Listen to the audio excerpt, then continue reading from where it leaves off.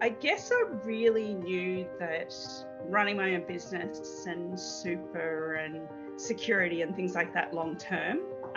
Single at the time and had just obviously bought my own property. And I guess, long term, I'd heard a lot of ideas about where super was going to go and how that was going to support us into the future. So I wanted to find another outlet and another strategy to support my business. You're listening to Property Investor Tales, stories from the front yard. Hello and welcome to Property Investor Tales, Tales from the Front Yard, where we get to speak with people across Australia about their property investing journey. My name is Vicky Hines and I'm one of the coaches at Positive Real Estate, where I help people build wealth through property. With over 8,000 clients across Australia and New Zealand, there are some amazing stories to tell, which hopefully will make your investing journey just that little bit easier, and it will inspire you along the way, hopefully too. Today, I have the privilege of chatting with Miss Kim Amor. Kim has been in the mentoring program since 2014, and I've asked Kim to come onto the podcast to share some of the experiences that she's had along the way, which a little bit different from some. Kim has always been adventurous and has some really different experiences during her journey, and I really look forward to her sharing some of that on this chat together. Enjoy this chat between myself and Kim.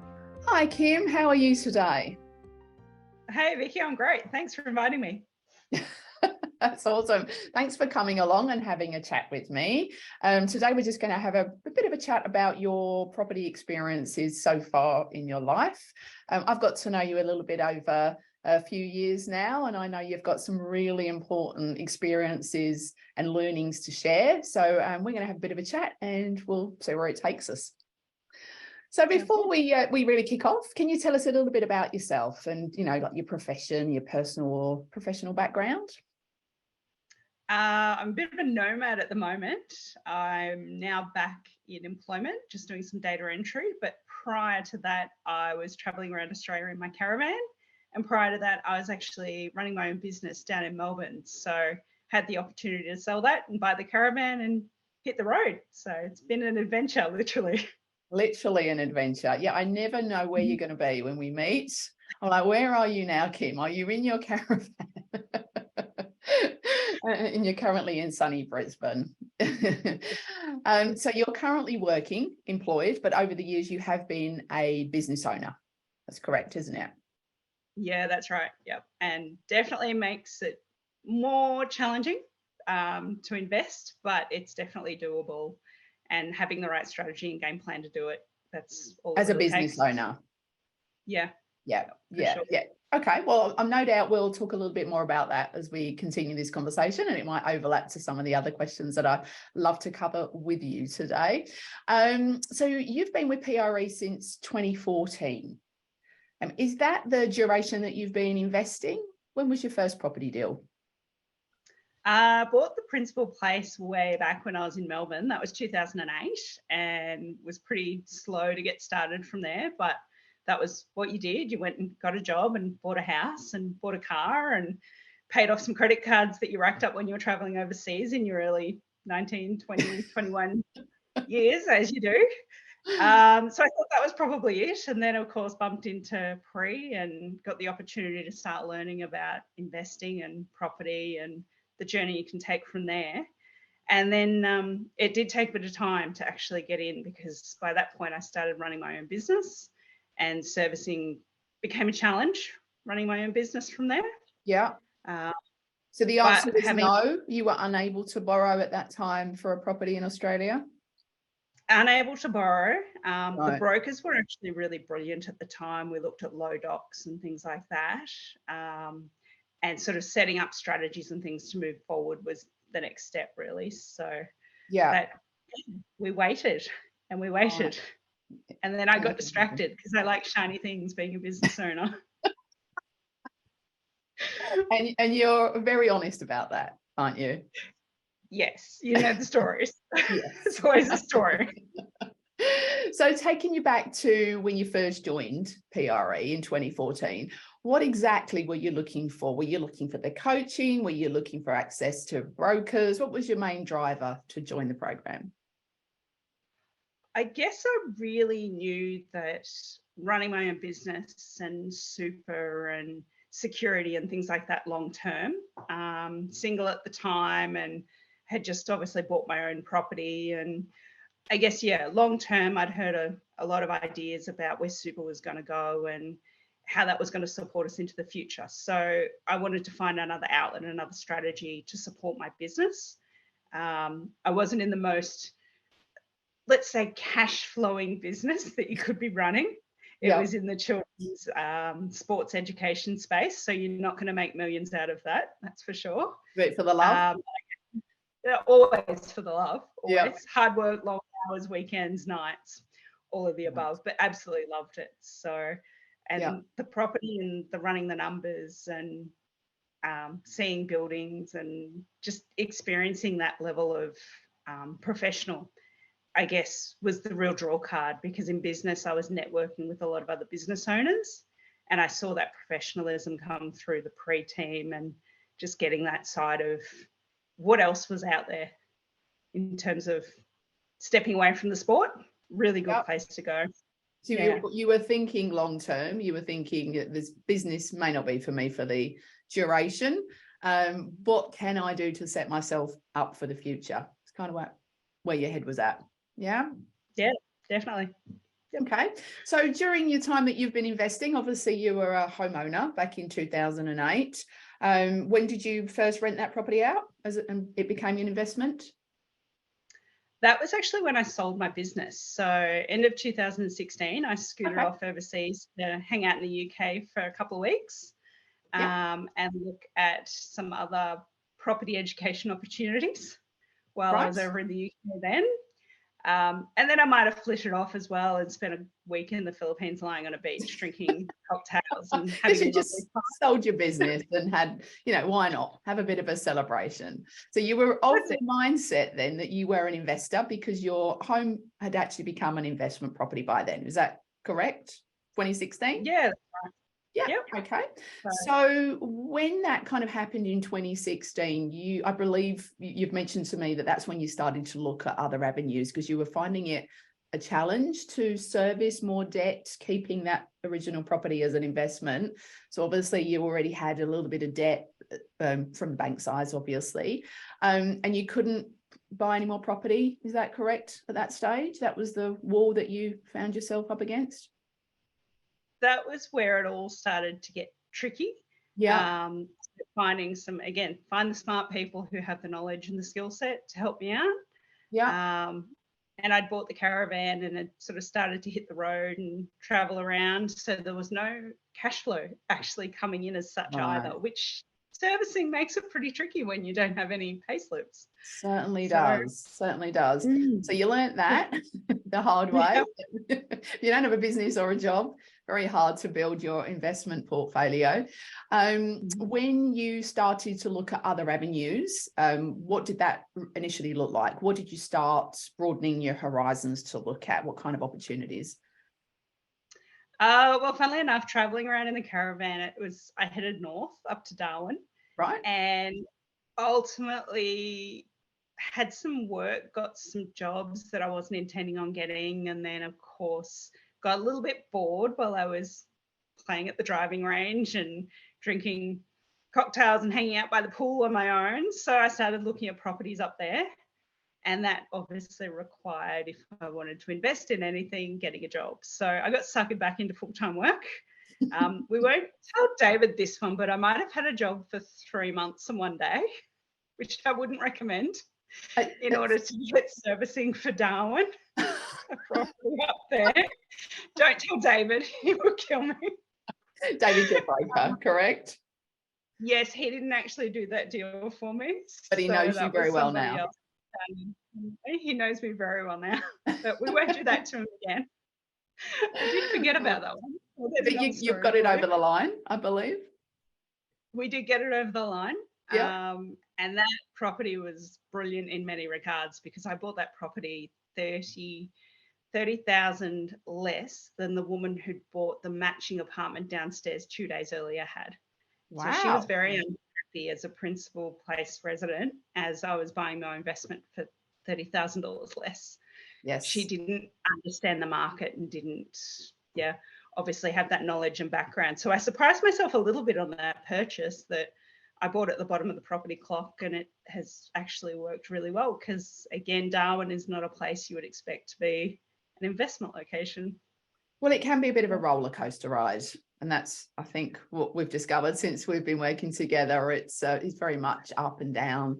Certainly you need your fingertips intact for the ride in Darwin. Not to say that some of our investors do have successful properties that they've had it in Darwin, but yeah, it's just a little bit of a ride, not quite so stable. What do you think the educational journey that you've been on, pretty much since you've been with us, at least since 2016, how do you feel that's enabled you and strengthened your mindset to enable you to make different kind of decisions? Do you feel like some of the education that you've acquired along the way has really helped you look at things a little bit differently and make different decisions? 100%. Definitely agree with that. In regards to not knowing what you don't know, it sounds so cliche, but it's so true. And even last week, a couple of weeks ago, I'm learning new things about tax and depreciation and how all of that can work in your favor if you set it up the right way. And if you don't know about it and you don't get it set up the right ways, it can also backfire. And again, you just lose thousands and thousands of dollars. So having that support from the pre-team, and again, I don't need to have that knowledge when I've got the team around me. So I've got the mastermind who support me. And again, nobody hides their knowledge either. Everybody's willing to share, and nobody's threatened by each other or concerned that you might get a better deal than me, like you get in the schoolyard business sort of areas sometimes. So it's a completely different environment being an investor as to being a business owner or even an employee. So absolutely love the culture of what we do as investors. Awesome. Yeah, it is all about understanding what your costs are, and tax deductions is an area that I feel like you're not alone, Kim. Many people don't have a handle on how much tax deductions they're entitled to, and so their perception sometimes of what the cash flow is on an investment property is skewed. Some people will actually see that a property costs them a lot of money because they're actually getting their tax back at the end of the financial year, as opposed to putting in place a tax variation where you can get it back monthly, or if you're paid fortnightly, perhaps fortnightly. And in a high interest rate environment, that can really help your cash flow, but it can also help your mindset, because we're all human. And if we feel like we're going to be, drained dry by an investment, it can actually create a bit of a negative connotation with investing that we subconsciously think of. So I actually encourage, first of all, having a handle on your cost pre and post tax. We've been working on that quite diligently, you and I, for a couple of weeks now. We've looked at your property portfolio and we're getting a handle on what these properties are really costing you. Secondly, the next step will be for you to put in place a tax variation to get your tax back a bit more regularly. So you're going to have more money coming into your investment pot. So you're not going to feel like you're personally paying out for what you currently are. And it's super important. So your portfolio now, let's move on, and because we know that you had a Darwin property, and that's done okay for you over the period of time. You did what you could do in 2016, which was buy in that market because you had a lower budget. What was your next step from there, from Darwin? My little international deal. Do you want to hear about that one? I'd love to hear about your international deal. Tell us all. I had another education opportunity that was based around finding international investors to go into the UK and the New Zealand markets. So, of course, they tap the Australians because we've got this mindset that we can step into this sort of thing. Brilliant for the first 12 months with all the support and the network and the brokers and the property coach and so forth. And I did end up pulling the trigger and buying myself a little 2-bedroom terrace house in Scotland, which had great yields. The numbers ran really well, but of course with where the world's gone and the interest rates and so forth, and in particular repairs and maintenance on the older properties, It's beginning to look a little tired and not having that mentorship and the support that is offered, and standard things that go along with it in terms of tenants wanting to renovate things and property managers moving on and forgetting to hand over notes and that sort of thing has happened. It's just becoming a bit of a more challenging one to keep on top of. So yeah, it's a great one that we're going to assess and see what we do within the next, let's say, 3 to 6 months. Yeah. So obviously you've had this property for a few years now. Would that be 5 or 6 years? About 5 on this one. Yeah. Yep. So you bought it at quite a low price, I believe, and that was because, again, that was what your budget would stretch to. In terms of percentage, do you know roughly how much it's gone up? And if you don't, then that's fine, because I haven't asked you this. But do you have any idea? Has it appreciated at all since you've owned it? Not majorly. Again, I think the real estate agent is being very generous on an appraisal I just received of pretty much doubling the property. But there's been a lot of freezes and holds over there, particularly government over the COVID period. They actually freezed any rental increases for the last 3 years and have only just started releasing those. And in terms of equity growth and things like that, everything is really just stopped. So it's and really again, it is that. Right. Yeah. And so being not in the market yourself, there could be, you know, if I was you, I think I would be feeling quite disconnected from what was going on over there and somewhat feeling a little bit out of control, that there is some, you know, government regulation in place that's stopping you having any it's some rental growth, but also some equity growth, which obviously being a typical investors type property would naturally lead to more investors being interested in that property if the rental yields were growing. So I know that's been a bit of a challenge. I think the other thing is it may be beginning to show signs that it might need a little bit more maintenance. Is that correct? Being an older property? Put a lot of money into it to start with. So there was a big roof renovation we did do, which in Scotland you think snow and water sitting on flat roofs and so forth. So there was actually, I think I forgot to mention that one too, but big major renovation early in the piece within the first 12, 18 months. That was definitely not cheap. And again, with the render, the water getting in behind the render and that sort of thing. So we fixed a lot of that. But again, water and properties don't really mix well together. And that seems to be most of my issues on the older properties I'm holding at the moment. Water starting to seep and renders starting to fall off on them. So yeah, with the climate up in Scotland there, it's pretty much how it rolls. Pretty harsh. Yeah, that's right. I know you briefly mentioned when we were going through the financials for this property, there's been other kind of costs that you wasn't aware of before you went into it. Interest rate, I think being an overseas investor, a little bit higher than what the locals would pay, or quite a bit higher. Would that be correct? Yeah, we're up at about 11%. I think the lowest we had there at one point was 8%. Right. So pretty penalising overseas investors.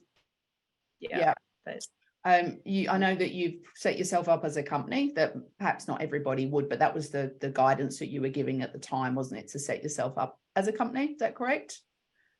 Yeah, that was the way that they, again, had the international investors set up over there, just from a protection and the opportunity to get multiple properties and make that run as a structure that was going to be easy to manage. But obviously, of course, with that, it comes along with additional accountancy fees, and they have to review different parts of the account and send off auditing, that sort of thing. So definitely higher accounting fees, and then just general things like the electronic post and having to register the address at the accountant's address. And so there was an additional fee for that service as well that wasn't necessarily ran through the examples and numbers and so forth when we were first looking at, well, how is this a good opportunity for internationals? So it would work if you're scaling, but at this point, again, I didn't have the serviceability to scale multiple properties over there initially. So that little one's just sat there and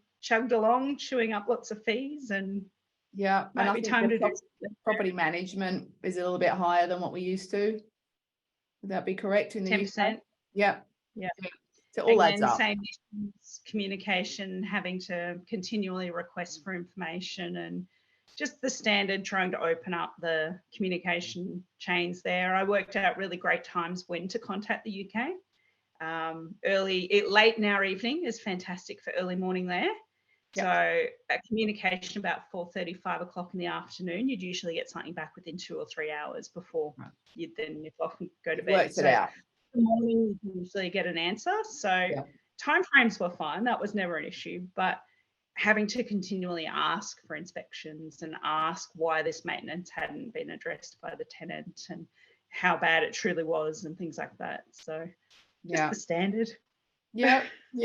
You know, I know you fairly well after coaching you for a couple of years now, and I know what kind of things that you do. I think you are quite an adventurous lady. I think I marvel at some of the stories that you regale, and I love having a chat with you. You're so fun-loving. Your personality is very effervescent. So I'm really not surprised that you jumped into something like buying a Scottish property that, you know, some people would be quite hesitant at.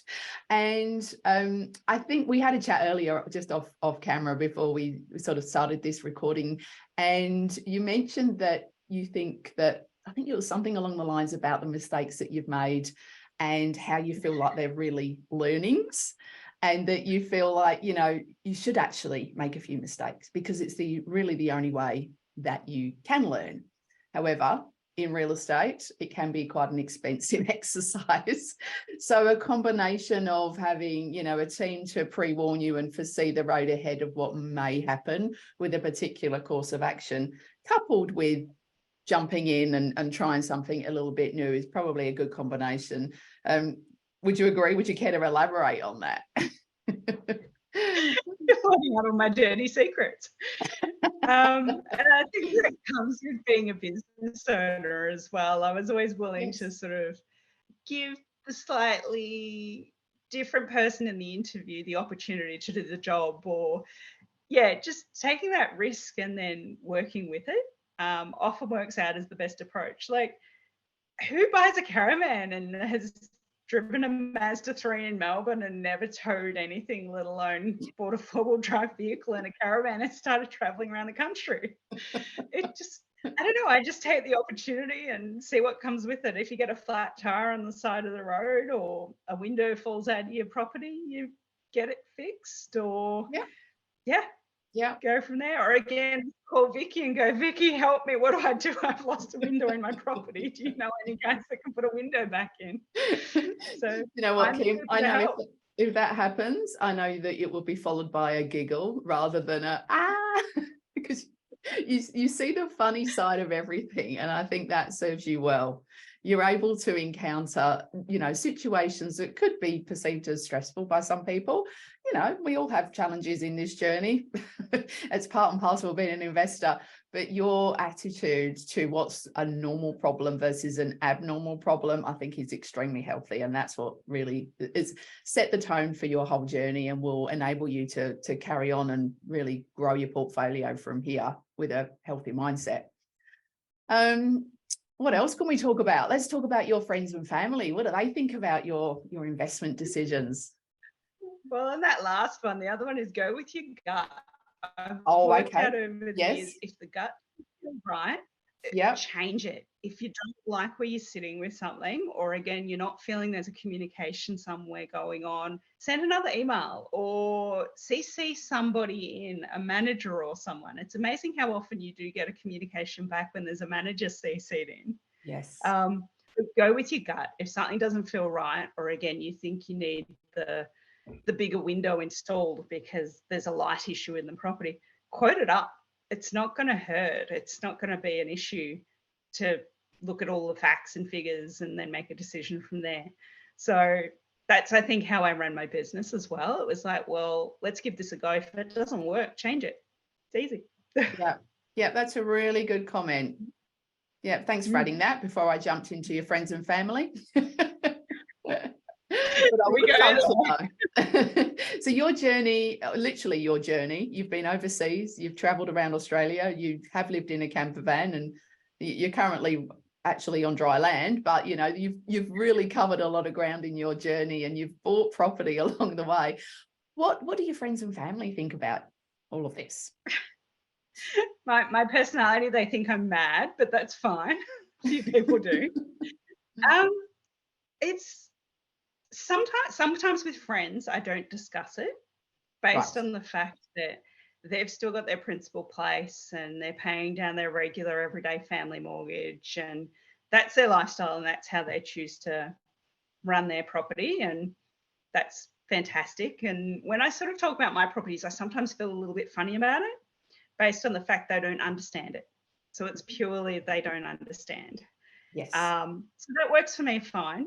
But again, I've got a little strategy down the track somewhere that I could eventually buy each of their children a property and have that on hold for them for when they do turn 18, and provide them with somewhere to live and somewhere to get their foot in the door and move up from there. So I like the idea. I've got that on the back burner in my mind, that I'll be able to provide my friends' kids with stuff.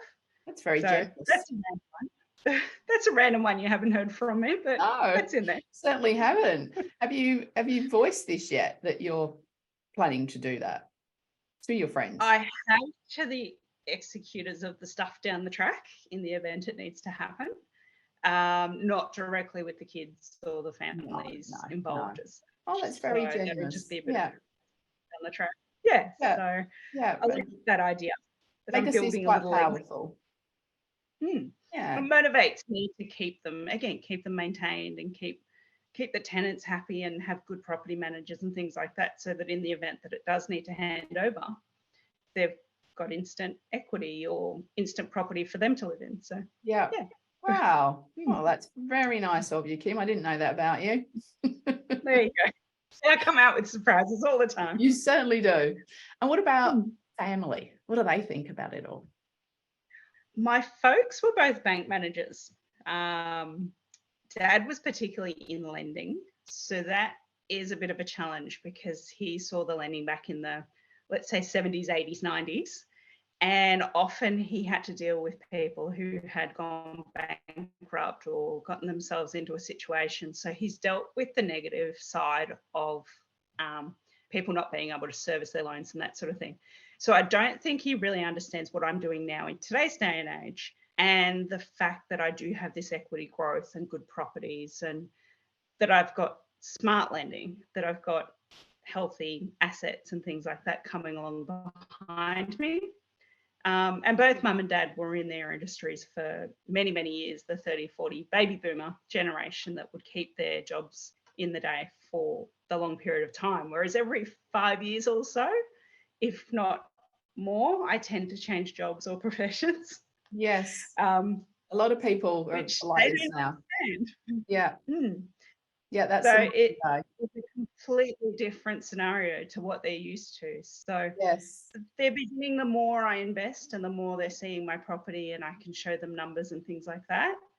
But again, I keep a bit of that away from them, just the fact that I know their advice isn't necessarily the current market. Yes. So it's said with love, but it's not necessarily. Absolutely. So. Yeah, I've had this conversation a few times with other clients whose family I feel, they naturally feel a little bit anxious because they don't understand so much of, the education that we've been exposed to. So they do feel like, they want to protect us to some extent.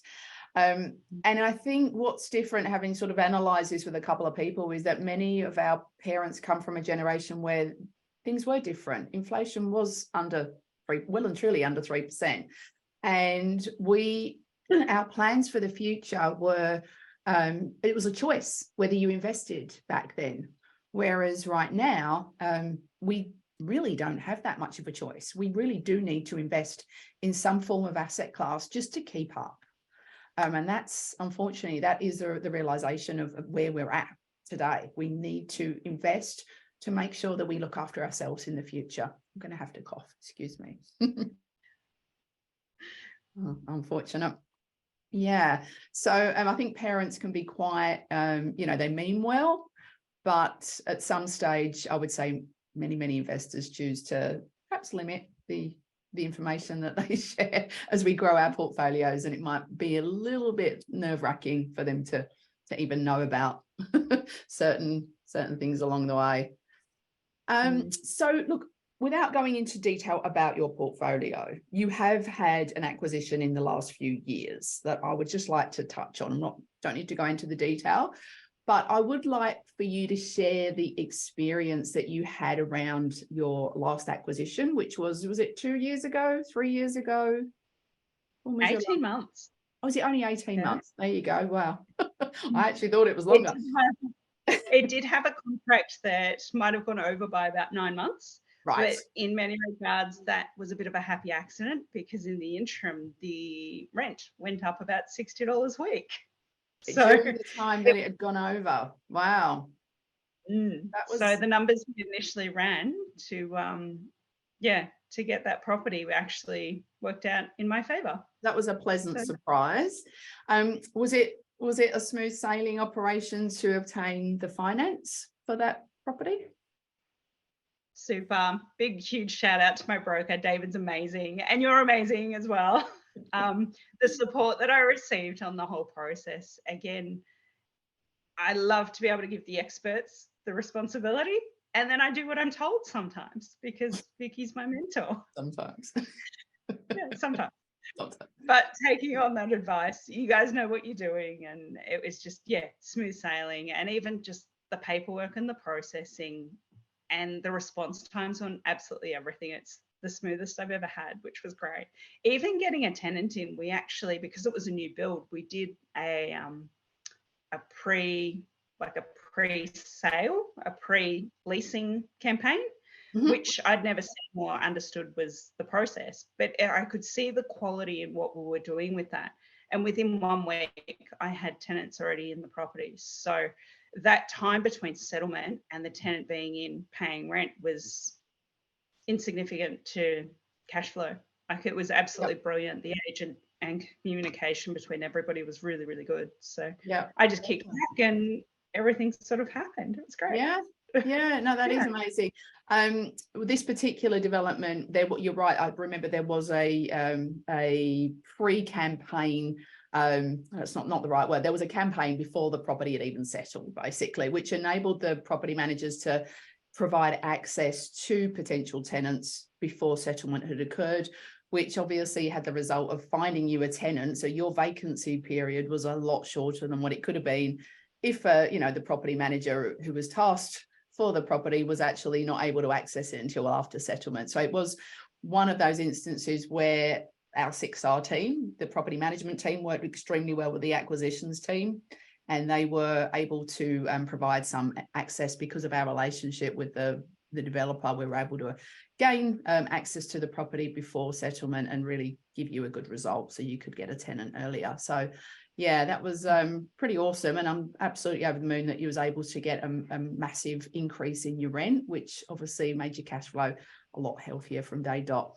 So this is your first property that you've bought new. Is that correct? Yes. Yes. So how's that? How's that? Appreciation. That's a thing. I didn't know what I didn't know. I'm sure I knew, but I never actioned it and didn't know. So again, just running numbers and having that figure in there, that's amazing what it does. And again, just the newness of the property and the lack of maintenance required. Yes. There's older properties, but I don't know if we should go there or not. We've already touched on it.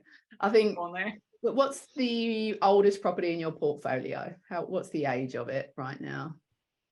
Oh, it was a 1980 something build. I can't get depreciation on it because of its age. Yep. But again, I didn't know costs are affected by that, not having the depreciation.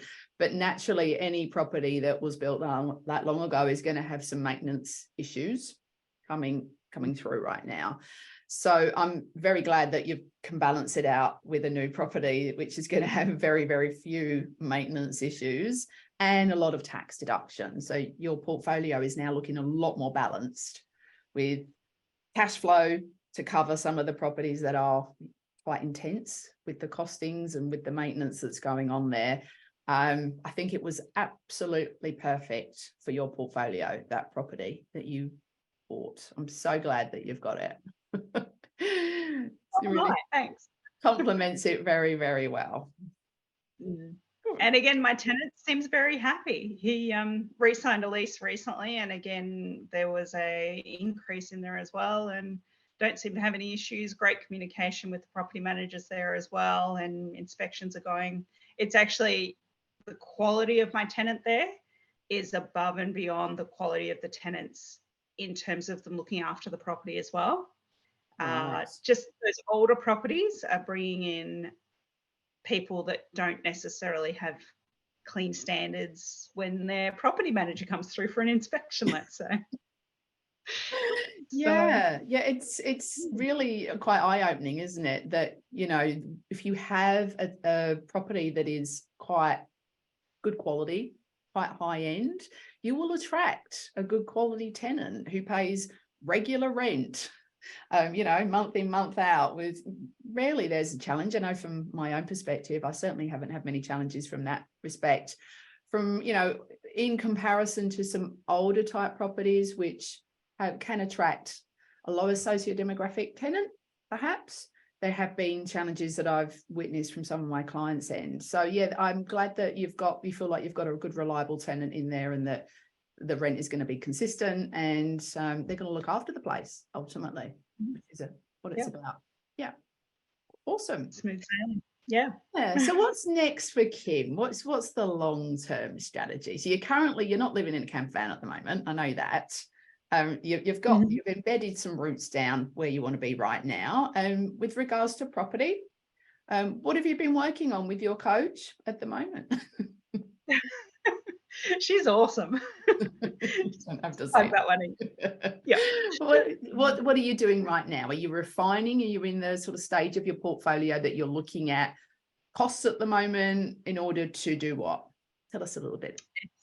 Definitely regrouping everything together. Again, having this new property in the portfolio has been an eye-opener as to the other properties I'm currently holding. And again, we're looking at really, do we hold them or do we look at selling?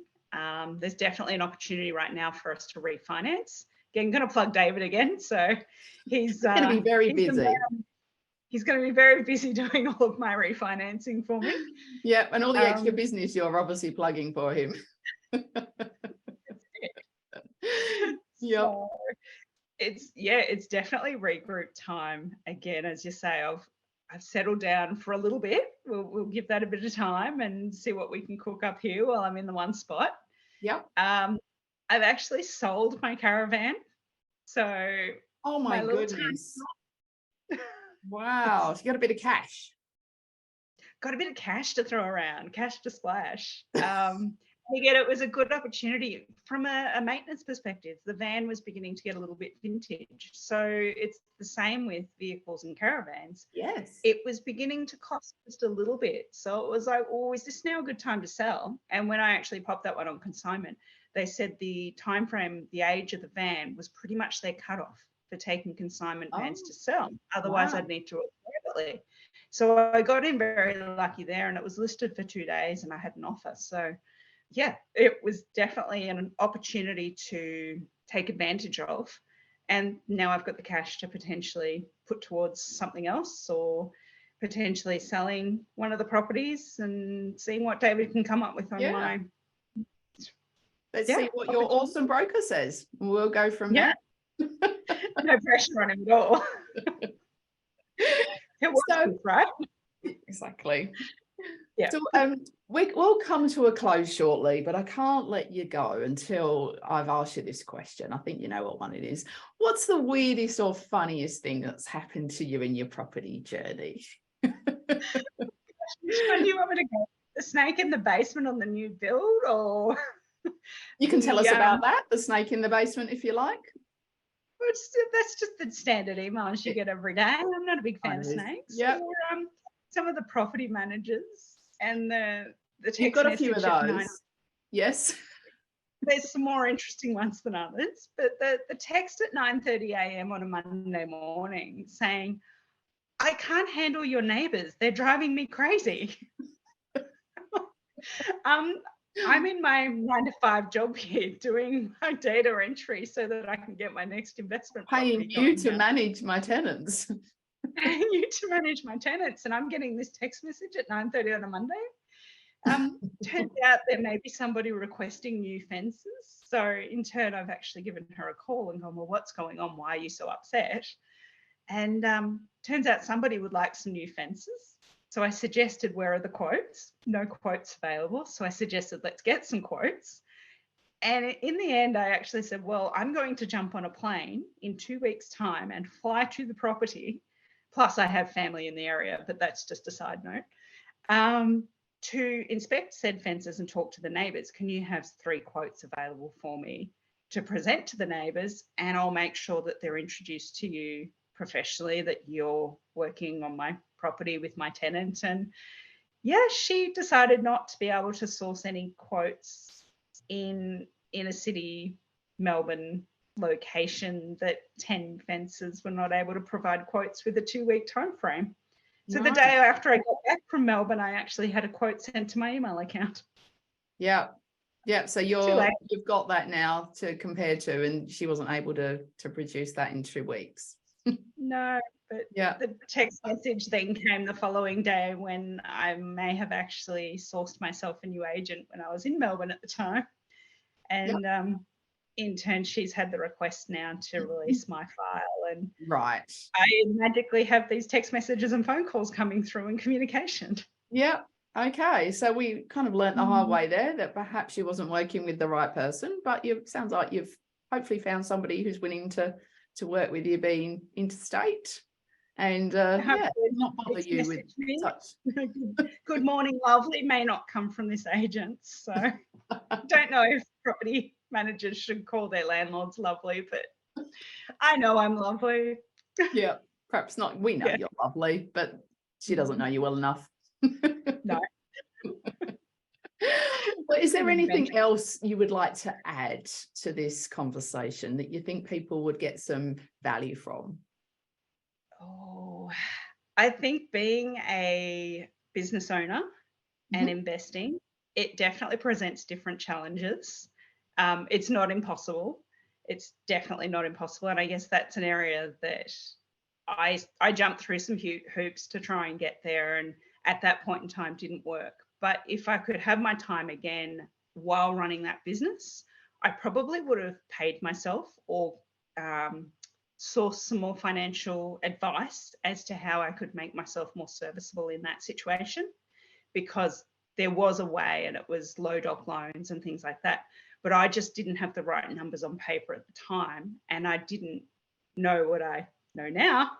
So go back and get someone to guide you through those figures, and pay yourself something when you're running your own business so that you can continue to invest or commence investing. Don't be frightened of it.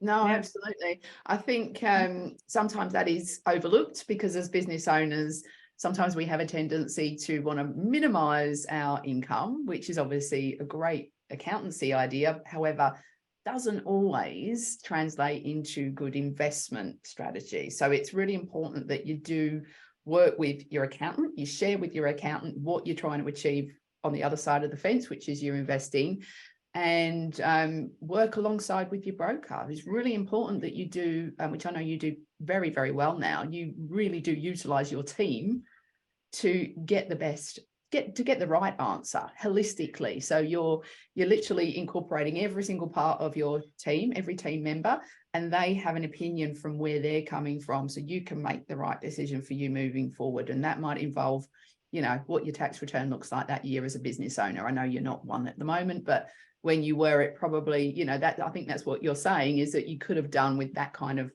holistic approach that would really have helped you perhaps have a bit of a different outcome back then. That'd be correct. I'd probably be 6 more properties into the journey by now. Very, very good advice. Thank you so much, Kim, for sharing some of your journey and your learnings along the way. Super interesting. I absolutely love talking with you. I think anybody that is in your proximity just feels your absolute love for life and you just radiate fun. love you. I think you're amazing. And I love coaching you, and I can't wait to see what we do next. We'll continue working on those numbers, making sure that you do your homework, as I call it, which you're very good at.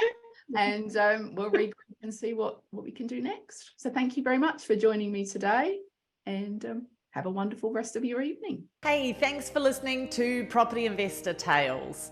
Remember to subscribe so you get notified every time a new episode drops. As you can guess, I love hearing people's property investor tales. So if you'd like to share yours, then please get in touch with me via email at propertyinvestortales@positivementor.com.au. We would also love your feedback, and I would appreciate a 5-star review over on Apple Podcasts or Spotify. Remember, you can watch all of these podcasts over on YouTube at Positive Mentor or at positivementor.com.au. Until then, take care, happy investing, and bye for now.